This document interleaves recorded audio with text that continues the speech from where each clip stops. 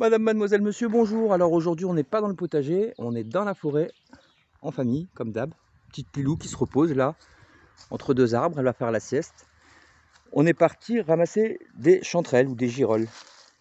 Parce qu'il y en a qui disent chanterelles, d'autres qui disent girolles. Et là, on est tombé sur un endroit sympa.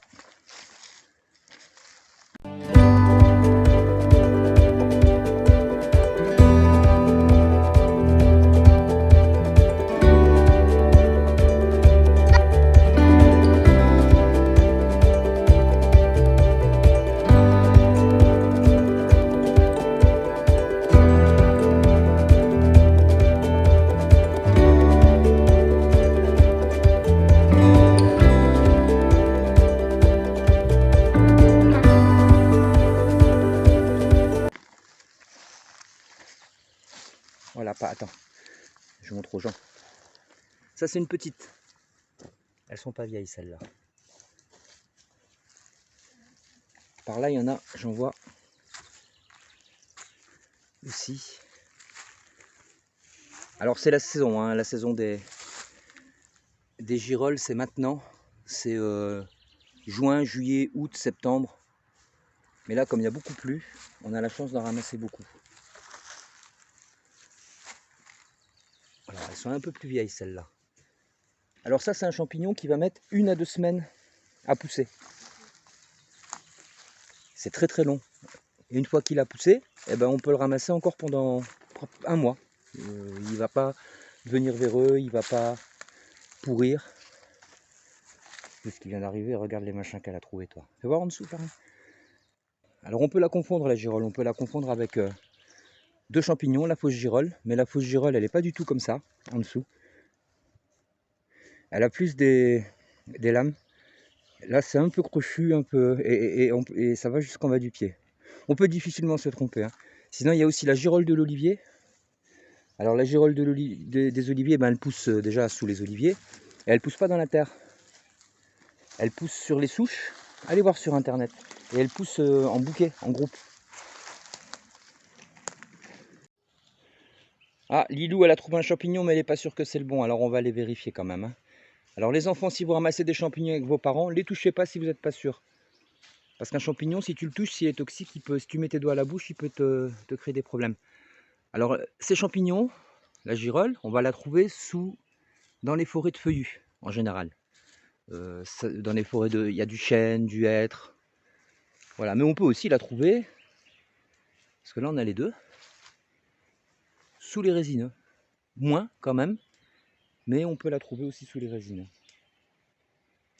Alors, la girolle, elle aime bien les terrains acides aussi. Et puis, elle est souvent grégaire, ça veut dire qu'elle repousse. Ben, si vous en trouvez une année à tel endroit, elle va repousser en général dans le coin là, les autres années. C'est comme une plante dans le potager qui vivace, quoi. Tous les ans, elle va repousser au même endroit. Donc c'est un champignon qui exige de la chaleur et de l'humidité. Ah, là, il y a un sanglier qui est passé par là. Parce que les sangliers aussi, ils aiment bien les champignons, hein. Alors, il faut savoir que la girolle, c'est un champignon qui a besoin d'arbres. La présence d'arbres est indispensable au développement des girolles. Et la présence des girolles est très importante pour le développement des arbres. Parce que ça se mycorhize. Ce qui veut dire que le champignon, il va venir chercher... Tu les ramasses? Le champignon, il va venir chercher des sucres chez l'arbre, par l'intermédiaire de la connexion mycorhizienne. Et en échange, le champignon, lui, va apporter énormément d'eau à l'arbre. Et il va apporter également tout ce qui est sels minéraux, etc. etc. quoi. Donc, c'est comme pas de bras, pas de chocolat, pas d'arbre. Encore un joli exemplaire. Pas d'arbre, pas de girolle.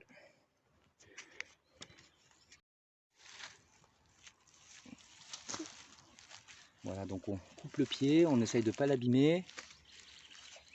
On essaye de ne pas la déraciner. Fais voir en dessous comment c'est. Voilà, on peut vraiment pas se tromper. Alors c'est un champignon, si on le coupe en deux et qu'on le sent, il dégage une odeur très agréable, un peu fruitée. Vous faites quoi les filles? Vous faites votre prière ou vous ramassez des champignons? Ah, une araignée. Alors ces gamines, dès qu'elles voient un insecte, quelque chose, elles sont capables de passer beaucoup de temps à l'observer, quoi. C'est génial. Elle était sur la... Sur la truc blanche. Le blanc. C'est ça que vous observez? Ouais. Oui, je pense que ça doit être des... Ces œufs? Ouais, je pense.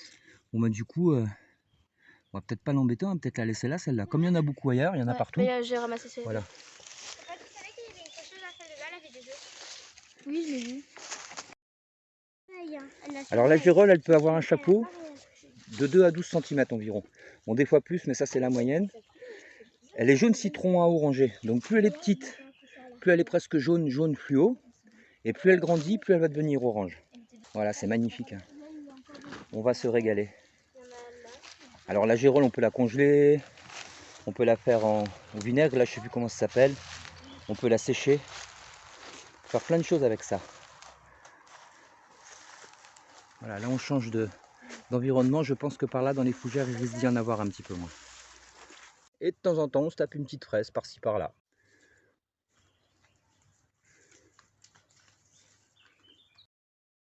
C'est un champignon qu'on trouve dans des milieux très variés. Hein. Bon, elle aime bien par contre les sols bien drainés. Là on le voit, le sol est en pente, donc il est drainé assez facilement. Elle aime bien les sols qui sont pas trop riches en azote aussi. Et elle aime bien les sols acides. Donc on la trouve souvent sous les feuillus, les chênes, les hêtres, les bouleaux. Mais on la trouve aussi sous les conifères. Hein. Là on voit, on est dans une forêt où il y a des feuillus. La châtaignier, là-haut conifère. Il y a des petits chênes. Voilà, il y a un peu de tout. Et cerise sur le gâteau, on vient de trouver un petit cèpe. Cèpe de printemps.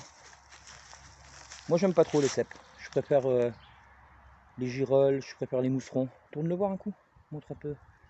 Voilà, il est sympa, il n'est pas véreux ni rien, on dirait, il est tout propre. On a trouvé, bon pas beaucoup parce que c'est pas encore trop la période, mais ça va venir, ça c'est excellent. Les sanguins. Nous on appelle ça les sanguins quoi. Alors pour ceux qui sont végétariens et qui aiment bien le goût de la viande, c'est génial comme champignon. C'est un champignon qui a le goût de la viande une fois qu'il est cuit. Il est excellent. Elle est sympa la photo. Il va tomber en direct. Cheese. Ah non, il va... Ah, ça glisse. Il va tomber. C'est le moins souple, c'est lui qui passe par l'endroit le plus compliqué. C'est chouette si vous allez filmer. Comme là derrière là. Viens dire quoi tu vas là. Ouais, c'est vrai que c'est rigolo les branches qui tombent comme ça.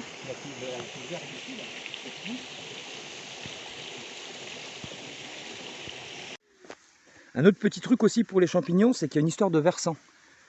Par exemple, on a commencé par aller ici, tout ce coin-là, et ici, il y a 0 champignon, on n'en a pas trouvé. Donc là, c'est comme ça, dans ce sens-là. Et on en a trouvé là-bas. Et là-bas, c'est comme ça. Une histoire de versant. Je ne sais pas pourquoi, je pense que ça doit être dû à la lumière, ou je sais pas. Mais ça, on l'a remarqué déjà. Hein. Il y a, sur une montagne, il y a un coin où les champignons poussent pas du tout, et l'autre coin où les champignons poussent beaucoup. Voilà, la petite Laïla, elle vient de trouver avec Lilou. Ils viennent de trouver... C'est moi qui l'ai vu. C'est toi qui l'as vu? Moi aussi, Laïla, je l'ai vu après. Sinon, on pouvait que le voir. Hein. Ils ont trouvé 2 superbes cèpes. Quoi? Il y en avait un troisième, mais il est véreux. Ceux-là, on va voir. Mais ils m'ont l'air jolis. Voilà, par rapport à ma main, ça vous donne une idée. Et j'ai pas des mains de fillette. Hein. Alors, on va regarder ça. Ah, ils sont jolis. Hein.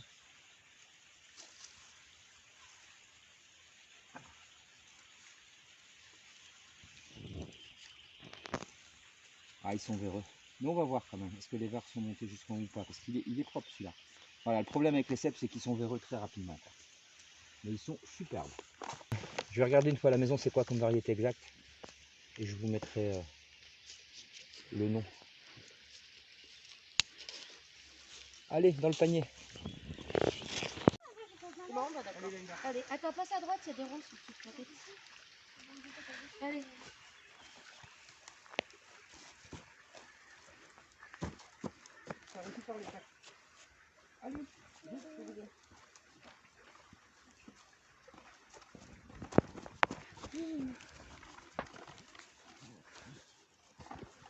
Allez, ça saute, je saute pas, je plonge. Plonge, vas-y qu'on rigole. Allez, vas-y. Oh con, mais j'ai plus 20 ans moi, oh, les gars. Ouais, vu où t'es passé tout à l'heure, c'est comme si t'en avais 20. Tiens, mon amour, comme t'es beau et fort, tu vas prendre ça plus lourd. Moi, je prends là. Ah bah j'ai besoin de les porter au moins. Je fais le montage, hein, je fais.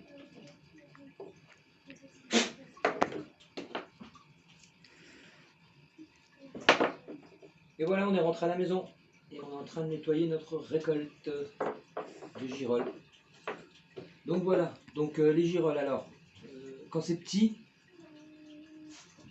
voilà, ça ressemble à ça. On voit bien, Louise?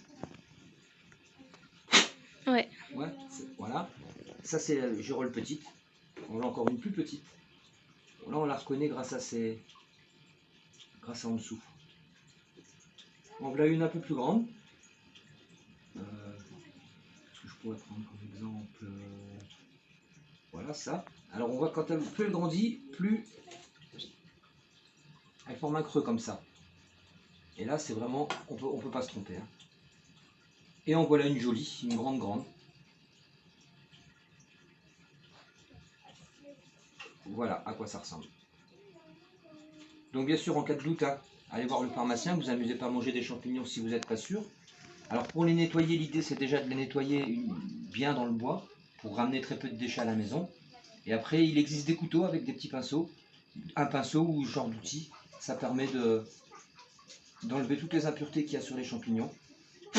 Après on souffle un bon coup, et voilà, et on constate que c'est un champignon qui est pas sale. Hein. De toute façon il est facile à nettoyer. Ne jamais laver un champignon, enlever le maximum d'impuretés comme on le fait là, et ensuite le mettre au frigo et le cuisiner. Donc voilà, petite récolte bien sympathique, hein. On a 2 kg de girolles nettoyées. Donc on a ramené ça de déchets de la forêt, ça va. On a trouvé quelques sanguins, nous on appelle ça des sanguins, et puis quelques cèpes qu'on va faire sécher. Allez aux champignons, c'est bon pour la santé.